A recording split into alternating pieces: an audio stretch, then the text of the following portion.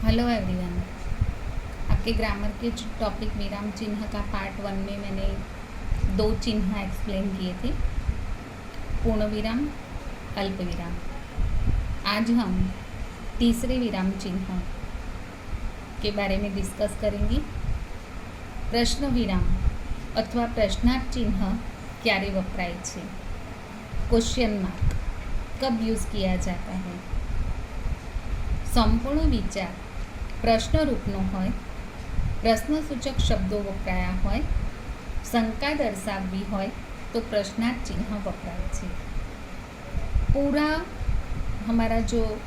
हमारी पूरी सोच है या हमारी पूरी बात है वो प्रश्न के रूप में हो, या फिर जिस सेंटेंस में प्रश्नसूचक शब्द यूज़ किए गए हो या जिसमें डाउट बताया गया हो, उस जगह पर प्रश्नार्थ चिन्ह मतलब कि क्वेश्चन मार्क यूज़ किया जाता है। एग्जाम्पल देखिए, तमने गळ्યું भावे छे, તમે ક્યારે ઘેર આવશો? હું તમને અમદાવાદમાં મળ્યો હતો। यहाँ पर देखो फर्स्ट सेंटेंस, तमने गळ्યું भावे छे प्रश्न वाक्य है, पूरी सोच प्रश्न के रूप में है। तमे क्यारे घेर आवशो, यहाँ पर प्रश्नसूचक शब्द क्यारे यूज़ किया गया है। हूँ तमने अमदावाद में मळ्यो हतो, यहाँ पर डाउट बताया गया है, इंसान क्लियर नहीं है। इन सारी जगह पर क्वेश्चन मार्क यूज़ किया गया है। नेक्स्ट विराम चिन्ह है उद्गार चिन्ह। उद्गार चिन्ह क्या वपराय छे?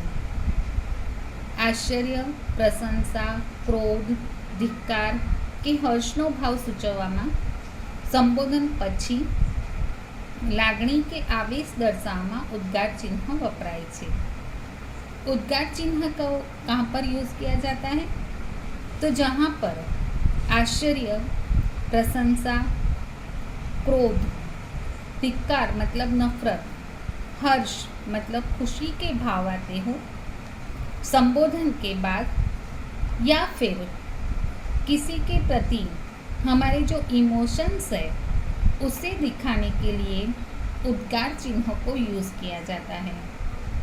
एग्जाम्पल देखिए, शाबाश, तमे खरेखर सरस लख्યું। यहाँ पर प्रशंसा का भाव है, तारीफ की गई है। भाई અહીં આવશો, यहाँ पर किसी के प्रति संबोधन है, भाई के प्रति।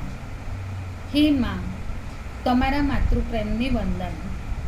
यहाँ इमोशंस है, माँ को कह रहे हैं कि मातृप्रेम ने वंदन। इस प्रकार जहाँ पर आश्चर्य, प्रशंसा, क्रोध, नफरत, खुशी, संबोधन या इमोशंस हैं, वहाँ पर उद्गार चिन्ह यूज़ किया जाता है।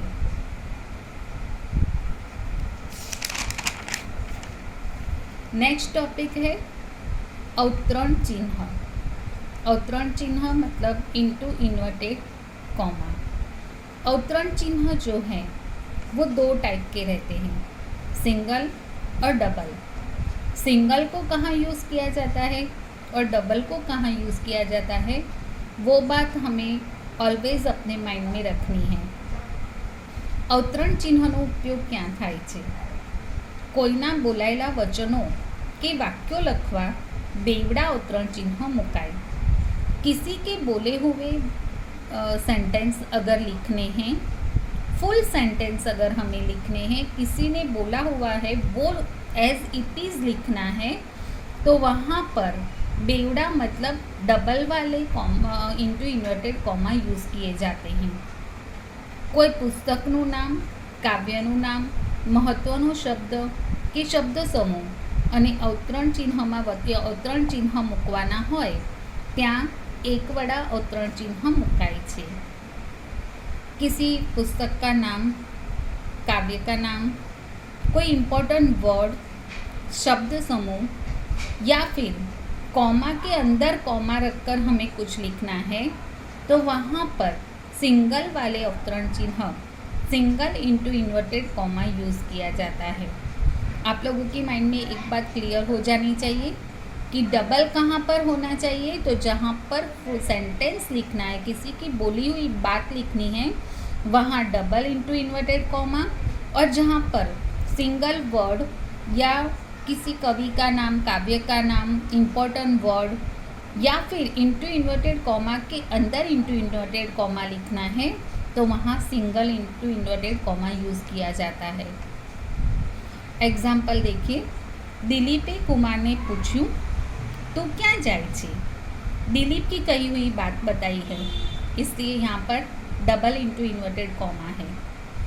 कुंवरबाईનું मामेरू प्रेमानंद, यहाँ पर पुस्तक का नाम है और कवि का नाम है, इसलिए सिंगल इंटू इन्वर्टेड कॉमा है।